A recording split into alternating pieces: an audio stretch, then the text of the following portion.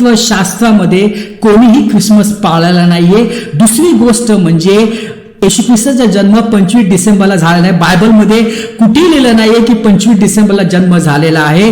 आणि तिसरी गोष्ट म्हणजे की 25 डिसेंबर आणि येशू ख्रिस्ताचा जन्मदिवस यामध्ये जे आहे काहीच संबंध नाहीये. कारण ह्या दिवशी जे होते हे वेगळे सण होते.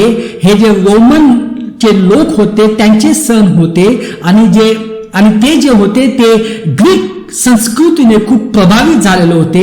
ते सर्व सण होते आणि त्यात त्यांनी हे जे आहे हे त्यात त्यांनी सुरू केलं.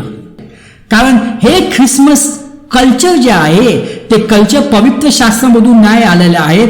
ते आलेलं आहे पॅगनिझम मधून. ते आलेलं आहे मूर्ती पूजापासून. जसं ख्रिसमस ट्री, सांता क्लॉज